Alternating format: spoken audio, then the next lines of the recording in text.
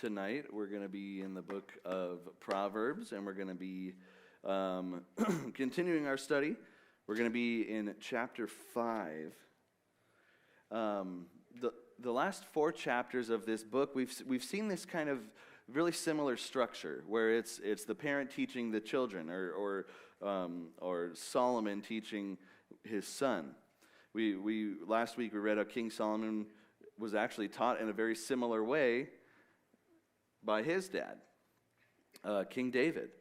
So we got to see King Solomon actually referencing King David and saying, hey, listen to me just like I listen to my dad. This week we're going to see that same structure, King Solomon teaching, but this week we're going to see 2 kind of main subjects that are covered in this teaching, and one subject is about a married woman that tempts a man that is not her husband. And then the second subject shows how evil things in this world and sinful temptation are like this tempting woman. They're enticing. And those things are also offensive to God. It's sinful nature. They go against godly things. So we actively have to push those things away, and we have to combat those things and fight against them. Now, both of these subjects are kind of meshed together throughout this entire chapter. And it's kind of a callback to what we read actually a few weeks ago in chapter 2, where we read about that strange foreign woman that flatters with her words. Most of this chapter is actually arranged in poetry. But what we're dealing with tonight might be a little kind of uncomfortable and weird, but it's the subject of it's sexual immorality and sexual sin. So with all that being said, let's go ahead and dive right into it tonight. Just go ahead and open up your Bibles to Proverbs chapter 5. And let's see what this chapter has for us. We're going to start with verse 1, which has a very similar beginning to many things that we've already read in this book so far. Verse 1 says, "My son, pay attention to my wisdom, incline your ear to my understanding." Very similar to several verses that we've read. And we know by previous chapters that Solomon, he's expressing how important his teaching is. We've seen him say something like this many times now. Hey, pay attention to my wisdom. Listen to me. Incline your ear to my understanding. Pay attention. In this chapter, given the subject matter, you can kind of tell that this is, from a father to a son, it's kind of man-to-man teaching here. This is kind of like father to son teaching, basically about being careful with women. And he wants to protect his son. So naturally, he wants him to pay attention and he wants him to listen. And then verse 2 completes his thought here. So let's look at verses 1 and 2 together. He says, "My son, pay attention to my wisdom, incline your ear to my understanding, so that you may maintain discretion and your lips may comply with knowledge." Now we know some of our biggest temptations as human beings, they're sexual temptations. That's one of the big ones that humans tend to struggle with. And even in buying and selling products, we always say, hey, sex sells. It's predominant. It's all over the place. We see it on billboards. We see it on TV. And we tend to be a little weak in this department. It's kind of tough for us. So Solomon is warning and preparing his son for this type of temptation. But Solomon's also using the metaphor of the temptation of sexual desire as the temptation of sin in general. So we can apply it specifically towards sexual immorality and sexual sin, but we can also kind of look at the broader picture of sin in general. Because with proper wisdom and knowledge, we can combat the dangers of sin and temptation, regardless of what type of sin and temptation they are. But in this particular instance, it's going to be dealing with more of a sexual nature. Proverbs 5, verse 3, "For the lips of an adulteress drip honey, and her speech is smoother than oil." Now, we talked a little bit about this back in chapter 2. We talked about that flattering speech from that strange and foreign woman. And we read an example of that kind of speech that this is talking about. And I'll read it again. It's in Proverbs 7. It provides an example of this kind of talk. Now, this is Hebrew that's been transliterated, and now it's in English, and it's worded a little weird, so it doesn't sound quite as spicy as it would today. But it says, "I was due to offer peace offerings, Today I've paid my vows. Therefore I have come out to meet you, to seek your presence diligently, and I have found you. I have spread my couch with coverings, with colored linens of Egypt, and I've sprinkled my bed with myrrh, aloes, and cinnamon. Come, let's drink our fill of love until morning. Let's delight ourselves with caresses. For my husband is not at home. He has gone on a long journey. He has taken a bag of money with him, and at the full moon he will come home. So again, it's not actually worded very spicily, but that's an example of this kind of talk that's tempting. This is a good lesson for a son, to hold on to discretion and knowledge, because this enticement of this immoral woman is absolutely going to test his discretion and his knowledge. The lips of an adulteress drip honey, and her speech is smoother than oil. Honey is sweet, oil is smooth. These are representations of the temptation of immorality. And you can start to see some of the poetry coming out here. A little bit later, we're going to get into more of the kind of symbolic poetry. But notice when speaking about this type of temptation, Solomon is referencing the lips and the mouth. Those are kind of tempting features. And also in doing this, he's referencing speech, communication. That kind of stuff can lead down the path to immorality. And this is why men and women should guard their speech when they're communicating with the opposite sex. They should be careful with what they say. Now, it's interesting that Solomon is putting so much emphasis on the immoral woman here, the adulteress, because we tend to think of men as being the bigger violators of this particular type of immorality. But it's not Solomon's intention here to imply that women are worse in some way. We can trust that Solomon's wisdom would not assume that one side is worse than the other. We just have to assume that he's putting emphasis on the immoral woman because of who this is directed to. Remember, he's directing this to his son. And we know that as a father addressing his son's potential temptation, he's doing that just as a mother would speak to her daughter about the dangers of men. It kind of goes both ways. You can apply this wisdom either way. And you can definitely apply this wisdom to modern day temptation as well. It's not just ancient temptation, although, myrrh and cinnamon sound really tempting. But Solomon is using an example of an adulteress that can and will seduce a man if he's weak. The problem is how quickly temptation can cloud that victim's perception. They might not even think about the woman's husband, for instance, or even think about God. They're enticed by that woman and her flattering speech and her lips that are sweet as honey. We might not think about the details when we're faced with such a tempting situation. We might not even think about the repercussions. We might not think about what is right or what is godly in that situation. When we're properly tempted by sin and evil, we might only see that temptation. Our blinders go on. And boy, is it tempting. But look at verse 4. It says, in the end, she is bitter as wormwood and sharp as a two-edged sword. That's a cool verse there. I like that. Because we just read about how her lips are like honey. But here Solomon warns that in the end, she's the opposite of honey, the opposite of sweet, because she is bitter as wormwood. The sweetness of the immoral woman becomes bitter.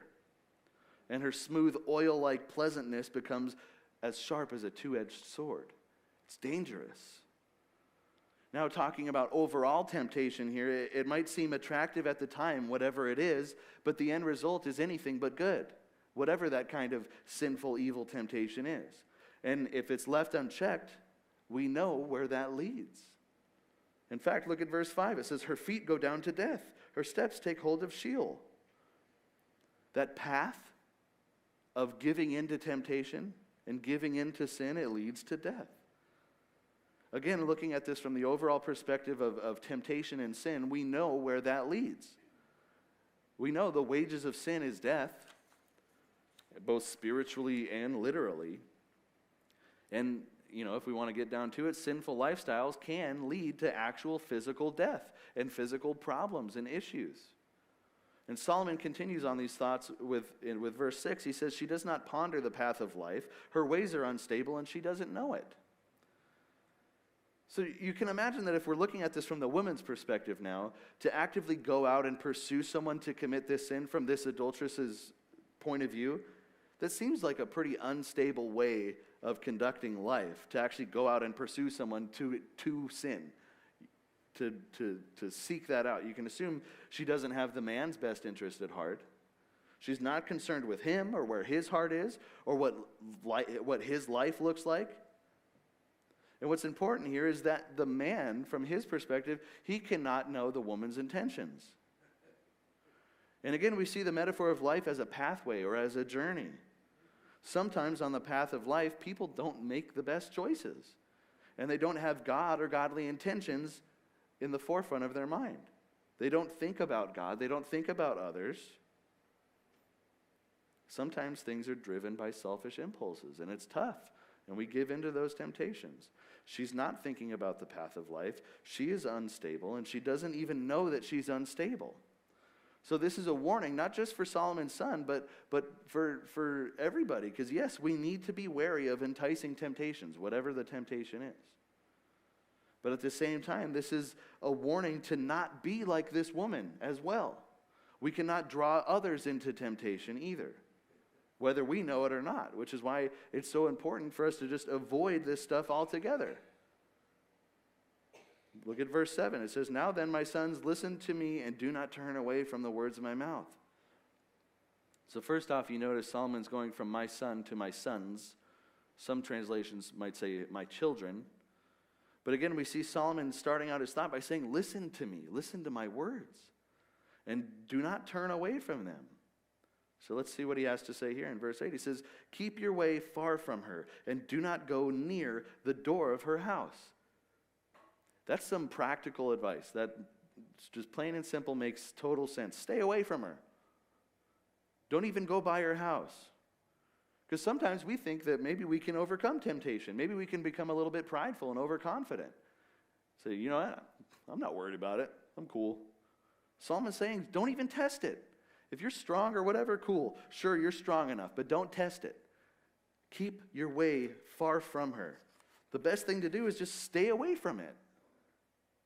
And we give this same advice to all sorts of people, whatever kind of temptation they're facing or whatever kind of struggle they're facing. We give the same advice to everybody. Just stay away from it. Oh man, I quit smoking a week ago and it's been really tough. I'm hanging around a lot of smokers. Well, stop. Get away from it, man. Just stay away from it. And we have to, because even if we're strong enough to not give in, the longer that we're exposed and the closer we get to that, the more difficult it is to stay strong and to stay away from it, whatever that temptation may be. In Colossians 3:2, it says, "Set your minds on the things that are above, not on the things that are on the earth." That's how we fight against sinful temptation. Whether it's sexual temptation or whatever it is, don't go near it. Avoid it. Don't even think about it. Set your minds on the things that are above. That's how we fight against our sinful impulses. Look at Philippians 4, verse 8. It says, "Finally, brothers and sisters, whatever is true, whatever is honorable, whatever is right, whatever is pure, whatever is lovely, whatever is commendable, if there's any excellence, and if anything worthy of praise, think about these things." Don't think about even going down that pathway. This is where we should be putting our focus. And obviously these things don't involve being distracted or being derailed by sinful temptation and sinful impulses. And again, though I'm kind of generalizing this to be overall temptation throughout this particular chapter, Solomon is specifically referring to sexual temptation in these verses. And if we look at it through those lenses, you can see how that's going to play out. He should not enter her house. He shouldn't even walk near her door. Because if the son walks near her door, he might be enticed to go in. And if he goes in, he's going to strike up a conversation with her. And we already know that her speech is attractive. It's sweet like honey. She's got myrrh and cinnamon. She's going to tempt him. And if he listens to her, he might give into that sexual temptation. And Solomon, it's interesting that he's giving this advice here, because he might have learned from his father's example, because King David struggled in this department a little bit. King David saw a beautiful woman who was taking a bath and she was naked. And instead of, oops, shouldn't have looked at that, he didn't look away. He kept watching. If he had looked away, maybe he could have avoided some of the issues that he ran into after the fact. Because instead, David watched the woman, and then he sent a servant out to call after her. And she was a married woman, but she gave into that temptation of him and his power. And David talked with her, they had a conversation, and they gave in to sexual temptation. And they even had a baby together. And then David tried to hide what he did.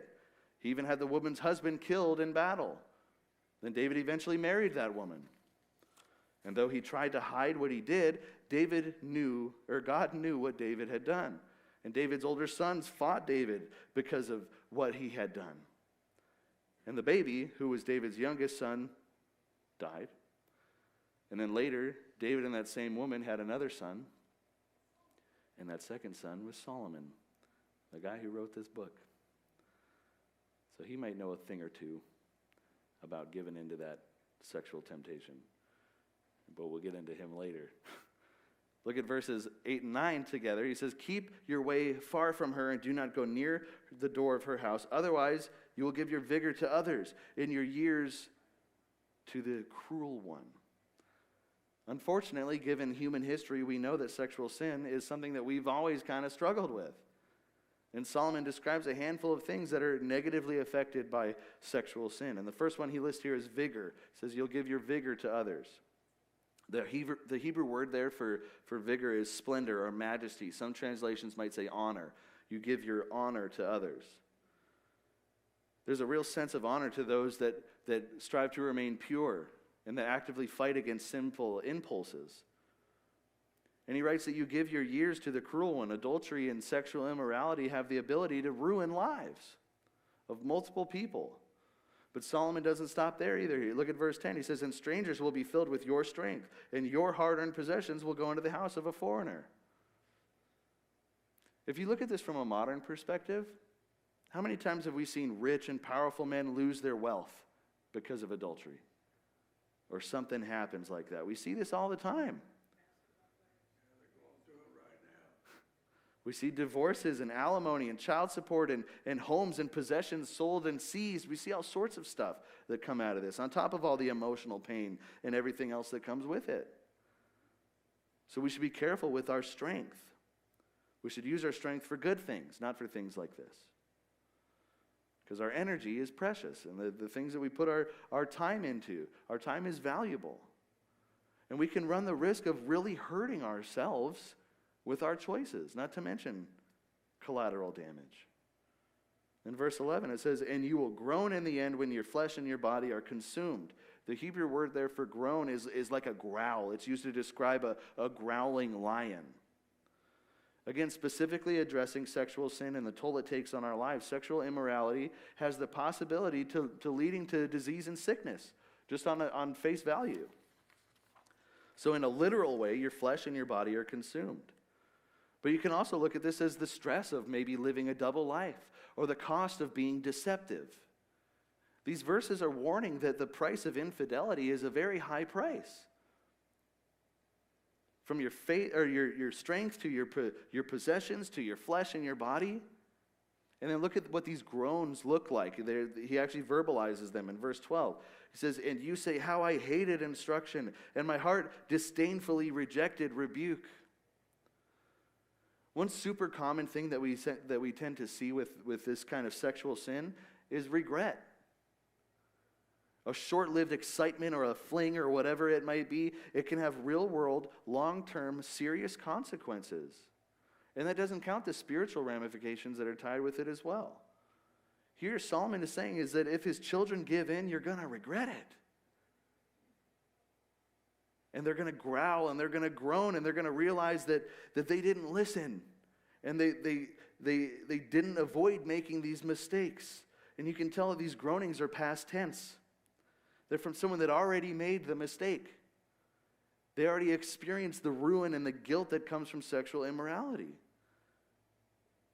How I hated instruction, and my heart disdainfully rejected rebuke. And these groans continue in the next two verses. It says, I didn't listen to the voice of my teachers, nor incline my ear to instructors. I was almost in total ruin in the midst of the assembly and congregation. Again, I didn't listen. I should have listened. And like I spoke about earlier, that sneaking around, that deception, that double life, it's all come to life. It's all come to light now. It's public knowledge now. Now it's public, and everybody knows about your poor decision and your selfishness and your betrayal and your lack of self-control. Guilt, shame, regret. The interesting part about this is how accurate this is today. We see this kind of stuff all the time. This still happens when we give into sexual desires and give into sexual immorality. We are ruined for it. Good things in our lives that we might have built and put our strength and our energy into are ruined. And Solomon is warning his son, and he explains what would happen if his son decided to serve his emotions and his desires instead of using that wisdom that he keeps trying to drill into his kids. Verse 15, drink water from your own cistern and fresh water from your own well. Now this is back into the poetic symbolism here. This is a metaphor not to seek this type of stuff from others. Speaking of adultery, drink from your own cistern, from your own well. In other words, God gave you a spouse. Your sexual needs should be with them, not with someone else.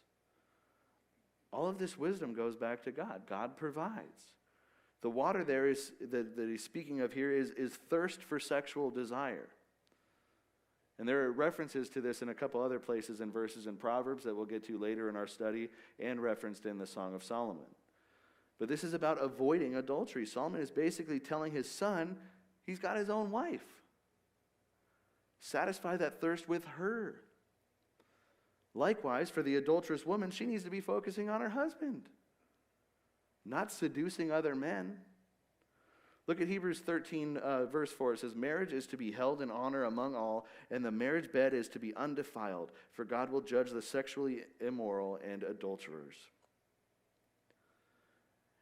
And this starts to get into the territory of the deeper meaning of a sexual connection with a spouse versus something that's just simply physical.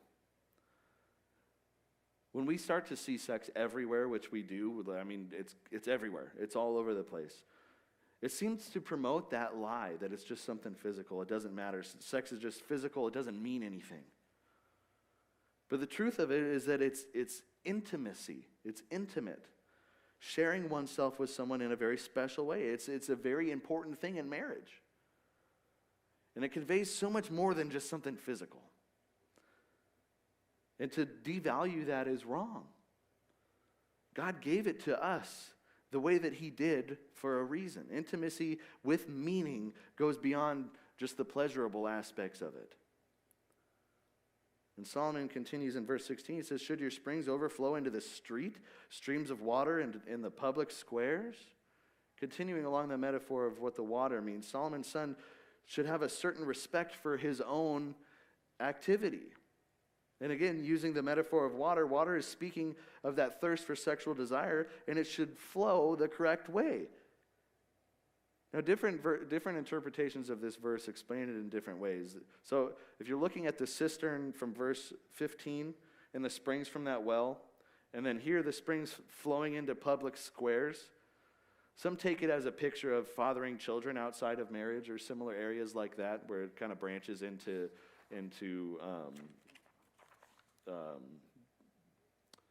bigger families like that.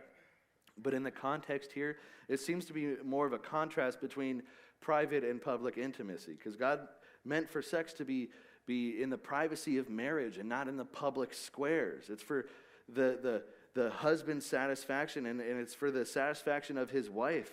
It's not meant for strangers. You don't go giving that out for free. It's supposed to be between the husband and the wife. In fact, look at verse 17. It says, let them be yours alone and not for strangers with you. In these verses, we see Solomon comparing married love to drinking water from a cistern, from a fresh well. But then he uses that metaphor of water again to show that committing sexual sin is almost like drinking polluted water. He writes, should your springs overflow into the streams of water in the public squares? In other words, sexual sin is like pouring this nice spring into the streets and into the public squares, just pouring it down the gutter. And it highlights how wasteful and pointless that is. Especially given the context of where we're talking about here, because in dry countries, you don't waste water. Water's valuable. You shouldn't just dump it down the drain. It should not pour out into the town. Water should be regarded as being valuable, and we should use it wisely. Solomon is getting his sons and us, by extension, to think about our choices and to think about our own lives in a similar way. We should use our strength wisely. If we simply just follow our emotions, then our energy is going to be wasted. We're going to make poor decisions. We should only have relations with our husband or our wife. We're not supposed to share that with anyone else, even if that's difficult for us, especially in our society and our culture nowadays. Nowadays, they go by believing that you got to test the waters first before you get married or whatever that is. But the bottom line is our lives belong to God, and God has shown us the way that we're supposed to live, and that's the way we're supposed to do it. Then verse 18 continues. It says, let your fountain be blessed and rejoice in the wife of your youth. Now this is interesting, again, coming from a guy that kind of struggled in this department, just like his dad did. But the thing is this is another thing that we are not the best at in our modern society, in our modern culture. We're meant to be with our husbands or our wives for life. When a man marries a woman in his youth, God wants us to rejoice in that until death do you part. And this is a pretty cool verse because it implies that there is a choice in that. There's an element of choice involved because there's times when one spouse needs to choose the other spouse and rejoice in the other spouse. And I think that's a testament to a long and healthy marriage. Our affections are more affected by where we choose to focus than what we might realize. Because even if we're mad at them, or they bug us, they drive us nuts, or they snore too loud, or we've been having a screaming match for the last week, we should still choose that person. Does that make sense? Now again, this coming from Solomon is kind of interesting because Solomon had more than one wife. Look at 1 Kings 11, verse 3. He had 700 wives who were princesses and 300 concubines. And his wives turned his heart away. Now Solomon's 700 wives and 300 concubines, they were all legal. Okay? But God's plan was for one man to be married to one woman and to find satisfaction in the woman of his youth. And I don't necessarily see that in Solomon's example that he's living there. But what's really interesting is that since Solomon did not get to live that out, since he missed out on the one wife from his youth, that shows us something in this. If a man is not satisfied with one woman, the wife of his youth, then he's not going to be satisfied with 1,000 women, like Solomon. Likewise, if a man's not satisfied with the wife of his youth, the blame is almost always on him and not on his wife. He's not choosing his wife as he should. And Solomon continues along the lines of the wife of your youth in verse 19. He says, like a loving doe and a graceful mountain goat, let her breast satisfy you at all times. Be exhilarated always with her love. The cool thing about marriage and love and all this stuff is that God provided a place to satisfy our sexual needs when we struggle with it. Actually, not even when we struggle with it. He provided a way for us to satisfy those needs. Specifically mentioned in these verses, it's talking about marriage, and it's talking about the wife of his youth. But I think one of the most important takeaways from all of these verses is understanding that God is the one that created sex. God's the author of it, and it has a purpose, and it has a place. Sexual intimacy is meant for marriage. And then the second part there, be exhilarated always with her love. In Hebrew, that word exhilarated, it means to be captivated. It means to be enraptured. Again, this is meant to kind of show that there's a choice there.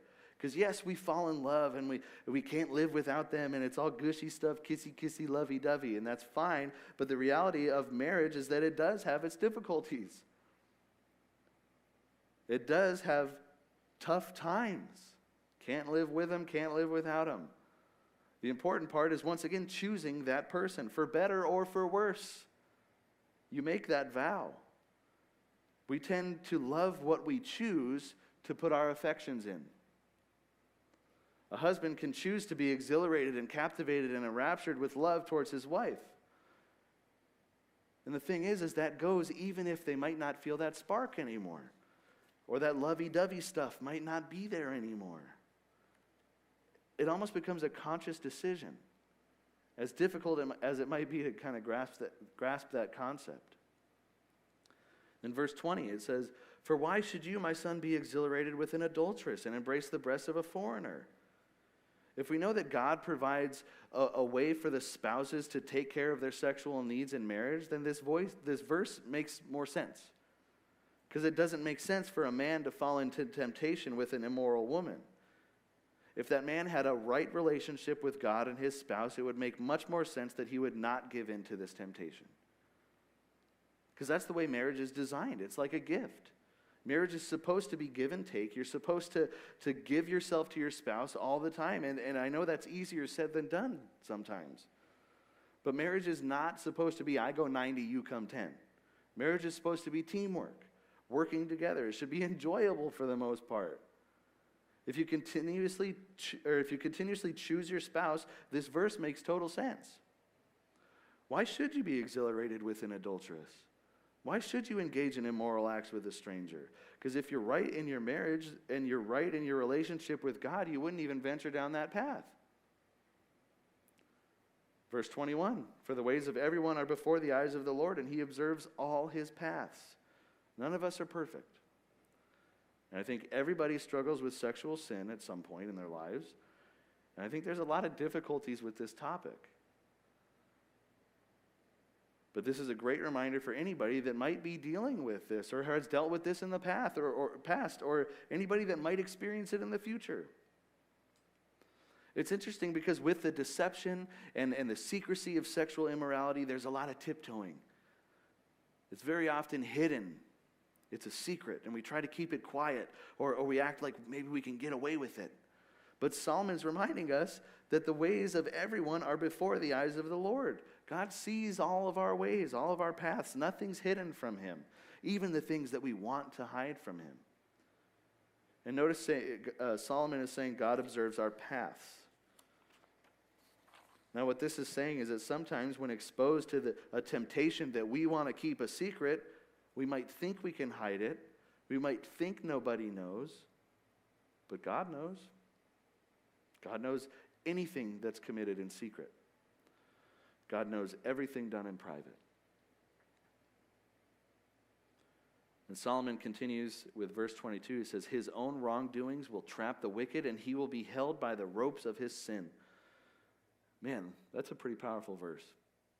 We already kind of touched on this. Sexual sin seems to be one that has negative repercussions, not just for one person, but for anybody that's involved, and even people that aren't even directly involved get hurt by it or get affected by it somehow. It's a very difficult temptation. He will be held by the ropes of his sin. He will become bound by it. Instead of being captivated by his wife, he becomes captivated by a stranger, and his own sinful actions will captivate him, and then he will be held captive to them, and he'll be trapped. Honestly, that's a pretty scary depiction of temptation, of giving into temptation, of a very difficult temptation. But it's pretty accurate. And we're all grown adults in this room, and the stuff that we talked about today is nothing that we're unfamiliar with. It's not a new subject matter, although it might be a little uncomfortable. But we've seen the negative repercussions of sexual temptation and giving into sexual immorality. We know people. We've experienced things. And the way that Solomon describes some of these things in this chapter are very interesting. Because we see that giving into sexual temptation and sexual immorality can lead to somebody being bound by their own sin. It can lead to ruining relationships and ruining your entire life and losing your possessions and things that you've worked for and things that you've built. You can see those things. It can lead to your things being given to someone else. It can lead to sickness and disease. It can lead to unhealthy behaviors and overwhelming stress and anxiety. It can lead to so many different things that can really bind you. And the kicker is the beginning part of that verse in verse 22. It says, his own wrongdoings will trap the wicked. It's his own fault. It's his own decision. Giving into that temptation. Which is why in the beginning of this chapter, Solomon said, just stay away from it. And then we close chapter 5 with verse 23 here. It says, he will die for a lack of instruction, and in the greatness of his foolishness he will go astray. Once again, we see this slippery slope of temptation here, and we see where it leads. And we might be able to hide sinful behaviors from other people, but we can't hide them from God. And when we live sinful lifestyles, we're only hurting ourselves. This whole chapter has been poetry from a father to a son, warning him about an adulteress that might tempt him into sexual immorality. And you can see the ruin that brings. Starts with little flirty conversation, and it can ruin his life. And since this book is a book of wisdom, a book of godly wisdom, it all comes back to God. If we're struggling with sin, we need to ask God for help. When we need to ask God for forgiveness for those sins, we need to trust in God. And I think the second part of that verse is very telling. It says, in the greatness of his foolishness, he will go astray. We cannot allow ourselves to go astray. We cannot allow ourselves to be foolish. We can't use the greatness of our foolishness as a crutch. We have to seek after God. And in seeking after God, we discover that wisdom. And as we've read in the last 4 chapters, through that wisdom, we can live lives where we make wise choices. Which is why in the middle of the Lord's Prayer, it says, lead us not into temptation, but deliver us from evil. And that's Proverbs chapter 5. Let's pray. Heavenly Father, again, I want to thank you for Solomon. I want to thank you for King David, God. I want to thank you for their examples and their wisdom that they taught down to their children, God, and that we get to learn from, God. We get to learn godly wisdom through these men, through these studies, God. And I want to thank you for how much is in this book of Proverbs, God. We're only a sixth of the way through the book, and we've already seen so many interesting things and interesting concepts and conversation starters, and it's such a deeper dive than the typical compare and contrast 1 or 2 line verses that we typically associate with Proverbs, God. It's been such an interesting study. So I want to thank you for that. I want to thank you for giving Solomon the wisdom to record these things so that we can study them now. And God, I just pray that you continue to work in us and speak to our hearts and help us to live wise lives, God, and make wise decisions and cling to you and trust you, God, because you are the beginning of wisdom. So let's cling to you first and then try to navigate this life through your wisdom, God. We love you and we trust you. It's in your Son's name. Amen.